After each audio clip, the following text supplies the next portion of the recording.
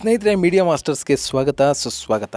ಗೆಳೆಯರೆ, ತಮಿಳುನಾಡಿನಲ್ಲಿ ಅಣ್ಣಾಮಲೈ ಮತ್ತೊಂದು ಗೇಮ್ ಅನ್ನು ಶುರು ಮಾಡಿದ್ದಾರೆ. ಜುಲೈ 12ರಂದು ತಮಿಳುನಾಡಿನ ಪೊಲ್ಲಾಚಿಯಲ್ಲಿ ಶುರುವಾದ ವಿ ದ ಲೀಡರ್ಸ್ ಕಾರ್ಯಕ್ರಮದಲ್ಲಿ ಅಣ್ಣಾಮಲೈ ಮಹತ್ವಾಕಾಂಕ್ಷೆ ಹೊರಬಿದ್ದಿದೆ. ತಮ್ಮದು ರಾಜಕೀಯೇತರ ಸಂಘಟನೆ ಅಂತ ಹೇಳ್ತಲೇ ತಮಿಳುನಾಡಿನಲ್ಲಿ ಹೊಸ ರಾಜಕೀಯ ಸಮೀಕರಣವನ್ನ ಬೆಳೆಸೋದಕ್ಕೆ ಅಣ್ಣಾಮಲೈ ಸಿದ್ಧ ಆಗ್ತಾ ಇದ್ದಾರೆ. ಆ ನಿಟ್ಟಿನಲ್ಲಿ ಅಲ್ಲಿನ ಯುವಕ ಯುವತಿಯರನ್ನೇ ಟಾರ್ಗೆಟ್ ಮಾಡಿಕೊಂಡಿರುವ ಅಣ್ಣಾಮಲೈ 2031ರ ಚುನಾವಣೆಯಲ್ಲಿ ಭಾರೀ ಬದಲಾವಣೆಯನ್ನ ತರುವ ಹುಮ್ಮಸ್ಸಿನಲ್ಲಿದ್ದಾರೆ. ಹಾಗಾದ್ರೆ ಅಣ್ಣಾಮಲೈ ಮಾಡೋದಕ್ಕೆ ಹೊರಟಿರೋದೇನು, ಜುಲೈ 12ರ ಕಾರ್ಯಕ್ರಮದ ಕಥೆ ಏನು ಅನ್ನೋದ್ರ ಬಗ್ಗೆ ಒಂದಷ್ಟು ಮಾಹಿತಿಯನ್ನ ನಾವಿಲ್ಲಿ ನೋಡೋಣ.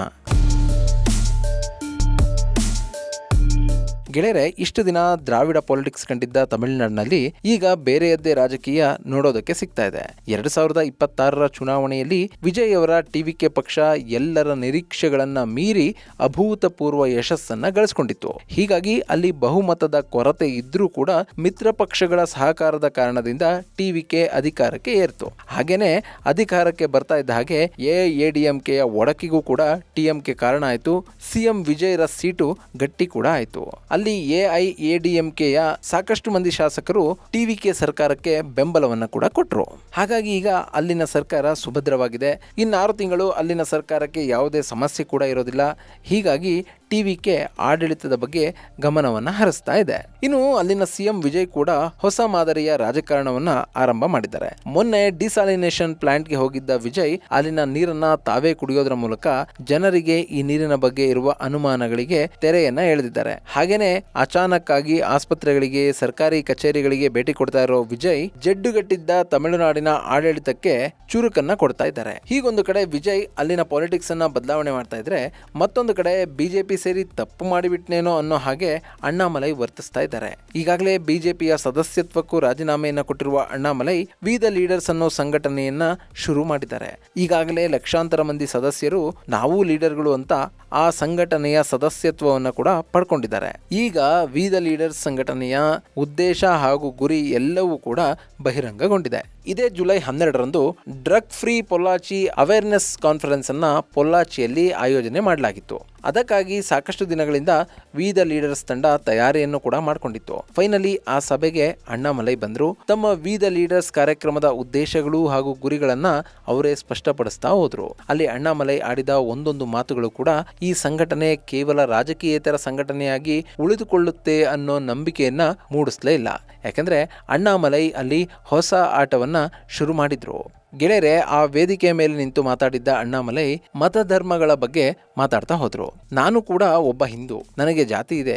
ಆದರೆ ಆ ಎಲ್ಲಾ ವಿಷಯಗಳನ್ನು ಕೂಡ ನಾನು ಹೊರಗೆ ಬರುವಾಗ ಮನೆಯಲ್ಲಿ ಬಿಟ್ಟು ಬರ್ತೀನಿ. ನಾನು ಹೊರಗೆ ಬಂದಾಗ ನನ್ನ ಜಾತಿ, ಧರ್ಮ, ಮತ ಇದ್ಯಾವುದು ಕೂಡ ನನ್ನನ್ನು ಕಾಡಬಾರದು. ಆ ರೀತಿಯ ವ್ಯವಸ್ಥೆಯನ್ನ ನಾವು ನಿರ್ಮಾಣ ಮಾಡಬೇಕಾಗಿದೆ ಅನ್ನೋ ಮಾತುಗಳನ್ನು ಆಡಿದ ಅಣ್ಣಾಮಲೈ ತಮಿಳುನಾಡಿನಲ್ಲಿ ಬಿಜೆಪಿಗೆ ವಿರುದ್ಧವಾದ ರಾಜಕೀಯ ಸಮೀಕರಣವನ್ನ ಶುರು ಮಾಡಿದ್ದಾರೆ. ಇಲ್ಲಿ ಬಿಜೆಪಿಯ ಹಿಂದುತ್ವ ತಮಿಳುನಾಡಿನಲ್ಲಿ ವರ್ಕ್ ಆಗೋದೇ ಆದ್ರೆ ಅದು ಜಾತ್ಯತೀತತೆ ಅನ್ನೋದು ಅಣ್ಣಾಮಲೈಗೆ ಸ್ಪಷ್ಟವಾಗಿ ಅರ್ಥ ಆದಂತಿದೆ. ಹೀಗಾಗಿನೇ ಅಣ್ಣಾಮಲೈ ಮತಧರ್ಮಗಳನ್ನ ಮನೆಯಲ್ಲೇ ಇಡಿ, ಸ್ವಾಸ್ಥ್ಯ ಸಮಾಜವನ್ನ ಕಟ್ಟಿ ಅಂತ ಯುವಕರಿಗೆ ಮನವಿಯನ್ನ ಮಾಡ್ತಾ ಇದ್ದಾರೆ. ಆ ಮೂಲಕ ಯುವ ಜನತೆಯ ವಿಶ್ವಾಸವನ್ನ ಗಳಿಸಿಕೊಳ್ಳುವ ನಿಟ್ಟಿನಲ್ಲಿ ಅಣ್ಣಾಮಲೈ ಮುಂದಾಗ್ತಾ ಇದ್ದಾರೆ. ಅದರ ಜೊತೆಗೆ ನಮ್ಮ ರಾಜಕಾರಣ ಅನ್ನೋದು ತಮಿಳುನಾಡನ್ನ ಉತ್ತಮ ರಾಜ್ಯವಾಗಿ ರೂಪಿಸುವ ಕಡೆಗೆ ಹೊರಟಿದೆ. ನಮ್ಮ ಐಡೆಂಟಿಟಿಯನ್ನ ಉಳಿಸಿಕೊಳ್ಳುವ ಸಲುವಾಗಿ ವಿ ದ ಲೀಡರ್ಸ್ ಅನ್ನೋ ಸಂಘಟನೆ ಒಂದು ಪೊಲಿಟಿಕಲ್ ಪಕ್ಷವಾಗಿ ಬದಲಾಗುತ್ತೆ ಅನ್ನೋ ಮಾಹಿತಿಯನ್ನ ಕೂಡ ಜುಲೈ 12ರ ಪೊಲ್ಲಾಚಿಯ ವೇದಿಕೆಯ ಮೇಲೆ ಅಣ್ಣಾಮಲೈ ಕೊಟ್ಟಿದ್ದಾರೆ. ಆದರೆ ಅದೆಲ್ಲದಕ್ಕೂ ಕೂಡ ಕಾಲ ಬರಬೇಕು. ಅಲ್ಲಿವರೆಗೂ ನಾವು ನಮ್ಮ ಗುರಿಯ ಕಡೆಗೆ ಮುನ್ನಡಿಬೇಕು. ನಾವು ತಮಿಳುನಾಡನ್ನ ಡ್ರಗ್ ಫ್ರೀ ಮಾಡಬೇಕಾಗಿದೆ. ಈ ಮೂಲಕ ಯುವ ಜನರನ್ನ ಹಾಳು ಮಾಡ್ತಾ ಇರುವ ಮಾದಕ ವಸ್ತುಗಳ ಮೇಲೆ ನಿಗಾ ಇಡೋದ್ರ ಜೊತೆಗೆ ಅವುಗಳ ಬಳಕೆಗೆ ಕಡಿವಾಣ ಹಾಕಬೇಕು ಅನ್ನೋ ಸಂದೇಶವನ್ನ ಕೂಡ ಅಣ್ಣಾಮಲೈ ಕೊಟ್ಟಿದ್ದಾರೆ. ಇನ್ನು ವಿ ದ ಲೀಡರ್ ಸಂಘಟನೆ 50 ಲಕ್ಷ ಗಿಡಗಳನ್ನ ನೆಡುವ ಸಿದ್ಧತೆಯನ್ನ ಮಾಡಿಕೊಂಡಿದೆ ಅನ್ನೋ ಮಾಹಿತಿಯನ್ನ ಕೂಡ ಅಣ್ಣಾಮಲೈ ಕೊಟ್ಟಿದ್ದಾರೆ. ಈ ಮೂಲಕ ನಾವು ತಮಿಳುನಾಡಿನಲ್ಲಿ ಡ್ರಗ್ ಫ್ರೀ ಸಮಾಜವನ್ನ ನಿರ್ಮಿಸೋದ್ರ ಜೊತೆಗೆ ಪರಿಸರ ರಕ್ಷಣೆಗೂ ಕೂಡ ಆದ್ಯತೆಯನ್ನ ಕೊಡಬೇಕು ಅಂತ ಅಣ್ಣಾಮಲೈ ಹೇಳ್ತಾ ಇದ್ದಾರೆ. ಇಲ್ಲಿ ಅಣ್ಣಾಮಲೈ ವಿ ದ ಲೀಡರ್ಸ್ ಸಂಘಟನೆಯ ಬಗ್ಗೆ ಒಂದಷ್ಟು ಮಾಹಿತಿಯನ್ನ ಕೂಡ ಹಂಚಿಕೊಂಡಿದ್ದಾರೆ. ನಮ್ಮ ಸಂಘಟನೆಯಲ್ಲಿರುವ ಒಟ್ಟು ಸದಸ್ಯರ ಪೈಕಿ 17% ಮಂದಿ ಮಹಿಳೆಯರು ಹಾಗೂ ಯುವತಿಯರೇ ಇದ್ದಾರೆ. ಹಾಗೇನೆ 14% ಮಂದಿ 25 ವರ್ಷಗಳ ಒಳಗಿನವರಾಗಿದ್ದು, ಸಂಘಟನೆಯಲ್ಲಿರುವ ಒಟ್ಟು ಸದಸ್ಯರ ಪೈಕಿ 54% 35 ವರ್ಷಗಳ ಒಳಗಿನವರೇ ಇದ್ದಾರೆ.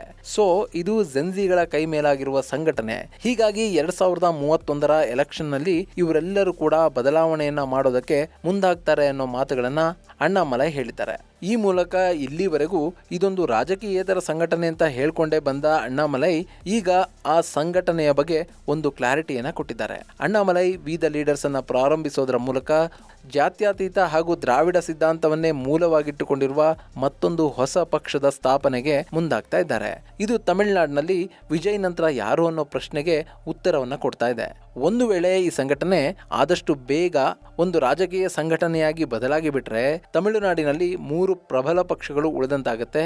ಆ 3ರಲ್ಲಿ ಎಲೆಕ್ಷನ್ ಅನ್ನ ಯಾರು ಗೆಲ್ತಾರೆ ಅನ್ನೋ ಕುತೂಹಲ ಕೂಡ ಹೆಚ್ಚಾಗುತ್ತೆ. ಗೆಳೆಯರೆ, ಪೊಲ್ಲಾಚಿಯಲ್ಲಿ ಅಣ್ಣಾಮಲೈ ಮತಧರ್ಮದ ವಿಚಾರವನ್ನ ಆಡಿರೋದು ಯಾಕೆ ಅನ್ನೋದನ್ನ ನೋಡಿದ್ರೆ ನಮಗೆ ತಮಿಳುನಾಡಿನ ಮತ ಹಾಗೂ ಧರ್ಮದ ಲೆಕ್ಕಾಚಾರ ಸಿಗುತ್ತೆ. ಹಾಗೆ ನೋಡಿದ್ರೆ ಅಲ್ಲಿನ ಒಟ್ಟು ಜನಸಂಖ್ಯೆಯ ಪೈಕಿ 88.5% ತಮಿಳು ಭಾಷೆಯನ್ನ ಮಾತಾಡುವ ಜನರಿದ್ದಾರೆ. ಇನ್ನು ತೆಲುಗು ಮಾತಾಡೋರು 5.87%, ಕನ್ನಡ ಮಾತಾಡುವವರ ಸಂಖ್ಯೆ 1.58%. ಇನ್ನು 1% ಜನ ಮಲಯಾಳಂನ ಮಾತಾಡಿದ್ರೆ 1.5% ಉರ್ದು ಮಾತಾಡುವ ಜನ ಕೂಡ ತಮಿಳುನಾಡಿನಲ್ಲಿದ್ದಾರೆ. ತಮಿಳುನಾಡಿನಲ್ಲಿ ಮತಧರ್ಮಕ್ಕಿಂತಲೂ ಹೆಚ್ಚಾಗಿ ಭಾಷೆಯ ಪ್ರಭಾವ ಯಾಕಿದೆ ಅನ್ನೋದು ಇದರಿಂದ ಗೊತ್ತಾಗುತ್ತೆ. ಇನ್ನು ಅಲ್ಲಿನ ಮತಧರ್ಮದ ವಿಷಯವನ್ನು ನೋಡೋದಾದ್ರೆ ಅಲ್ಲಿನ ಒಟ್ಟು ಜನಸಂಖ್ಯೆಯ ಪೈಕಿ 87.5% ಹಿಂದೂಗಳಿದ್ದಾರೆ, 6.12% ಕ್ರಿಶ್ಚಿಯನ್ರಿದ್ರೆ 5.86% ಮುಸ್ಲಿಮರಿದ್ದಾರೆ. ಇನ್ನುಳಿದಂತೆ ಜೈನರು, ಬೌದ್ಧರು, ಸಿಖ್ಖರು ಹಾಗೂ ಇನ್ನಿತರರು ಕಡಿಮೆ ಮಟ್ಟದಲ್ಲಿದ್ದಾರೆ. ಸೊ ತಮಿಳುನಾಡಿನ ವಿಷಯದಲ್ಲಿ ಹಿಂದೂಗಳ ಸಂಖ್ಯೆ ತುಂಬಾನೇ ಹೆಚ್ಚಿದ್ರೂ ಕೂಡ ಅವರಲ್ಲಿ ಭಾಷೆ ಮತ್ತು ದ್ರಾವಿಡ ಸಿದ್ಧಾಂತದ ಮೇಲೆ ಹೆಚ್ಚಿನ ನಂಬಿಕೆ ಇದೆ. ಹೀಗಾಗಿ ಅಲ್ಲಿ ಅಣ್ಣಾಮಲೈ ಭಾಷೆ ಮತ್ತು ದ್ರಾವಿಡ ಸಿದ್ಧಾಂತ ಅಂತಲೇ ಈಗ ಎಲೆಕ್ಷನ್ಗೆ ಮುಂದಾಗ್ತಾ ಇದ್ದಾರೆ. ಹಾಗೆ ನೋಡಿದ್ರೆ ಬಿಜೆಪಿಯಲ್ಲಿ ಇದ್ದಷ್ಟು ದಿನ ಅಣ್ಣಾಮಲೈ ಧರ್ಮದ ಬಗ್ಗೆ ಮಾತಾಡಿರಲಿಲ್ಲ. ಅವರು ಮಾತಾಡಿದ್ದೆಲ್ಲವೂ DMK ಸರ್ಕಾರದ ಭ್ರಷ್ಟಾಚಾರದ ಬಗ್ಗೆ, ಸಚಿವರ ಅಸಡ್ಡೆ ಬಗ್ಗೆ, ಸರ್ಕಾರದ ನಿರ್ಲಕ್ಷ್ಯತೆ ಬಗ್ಗೆ. ಆದರೆ ಬಿಜೆಪಿ ಪಕ್ಷಕ್ಕೆ ಅಂಥದ್ದೊಂದು ಬ್ರ್ಯಾಂಡ್ ಇತ್ತು. ಅದು ಹಿಂದುತ್ವವನ್ನೇ ನಂಬಿಕೊಂಡಿರುವ ಪಕ್ಷ ಅನ್ನೋದು ಜಗಜ್ಜಾಹೀರಾಗಿದೆ. ಆದರೆ ತಮಿಳುನಾಡಿನಲ್ಲಿ ಹಿಂದುತ್ವ, ಬಿಜೆಪಿ ಇದ್ಯಾವುದು ಹೆಚ್ಚು ವರ್ಕ್ ಆಗೋದಿಲ್ಲ. ಹೀಗಾಗಿನೇ ಅಣ್ಣಾಮಲೈ ಬಿಜೆಪಿಯನ್ನು ಬಿಡೋದರ ಜೊತೆಗೆ ಹಿಂದುತ್ವವನ್ನ ಕೂಡ ತಮ್ಮ ಮನೆಯಲ್ಲೇ ಇಡೋದಾಗಿ ಹೇಳ್ತಾ ಇದ್ದಾರೆ. ಈ ಮೂಲಕ ತಮಿಳು ಅಸ್ಮಿತೆಯನ್ನೇ ದಾಳವಾಗಿ ಬಳಸ್ಕೊಳ್ತಾ ಇದ್ದಾರೆ.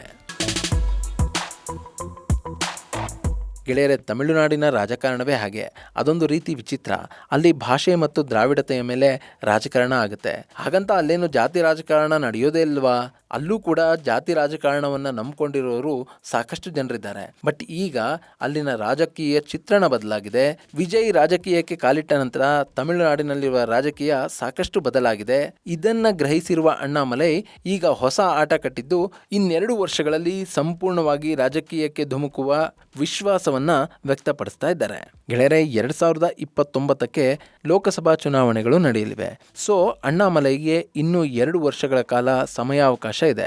ಈ ಚುನಾವಣೆಯಲ್ಲಿ ಅಣ್ಣಾಮಲೈ ಪಕ್ಷ ಸ್ಪರ್ಧಿಸಿ ಗಮನಾರ್ಹ ಫಲಿತಾಂಶವನ್ನ ಕೊಟ್ಟಿದ್ದೇ ಆದರೆ 2031ರಲ್ಲಿ ನಡೆಯುವ ತಮಿಳುನಾಡು ವಿಧಾನಸಭಾ ಚುನಾವಣೆಗಳಲ್ಲಿ ಕೂಡ ಅಣ್ಣಾಮಲೈ ಪಕ್ಷಕ್ಕೆ ಒಂದಷ್ಟು ಬೆಂಬಲ ಸಿಕ್ಕಿದ್ರೂ ಸಿಗಬಹುದು.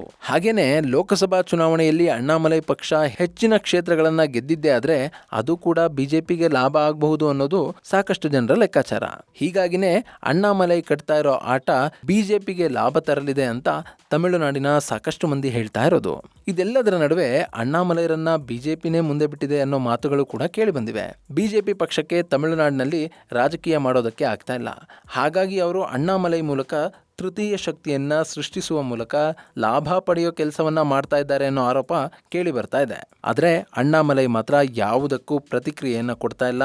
ಅವರು ಉತ್ತಮ ಸಮಾಜ, ಉತ್ತಮ ಪರಿಸರ, ವ್ಯಸನ ಮುಕ್ತ ಸಮಾಜ, ಮಹಿಳಾ ಸಬಲೀಕರಣ ಅನ್ನೋ ಮಾತುಗಳನ್ನ ಆಡ್ತಾ ಜನರ ಕಣ್ಣಲ್ಲಿ ಬೇರೆ ರೀತಿಯಲ್ಲೇ ಕಾಣ್ತಾ ಇದ್ದಾರೆ. ಸೊ ಅಣ್ಣಾಮಲೈಗೆ ಮುಂದಿನ ವಿಧಾನಸಭಾ ಚುನಾವಣೆಯಲ್ಲಿ ಜನರ ಬೆಂಬಲ ಎಷ್ಟರ ಮಟ್ಟಿಗೆ ಸಿಗುತ್ತೆ ಅನ್ನೋ ಕುತೂಹಲ ಈಗ ಶುರುವಾಗಿದೆ.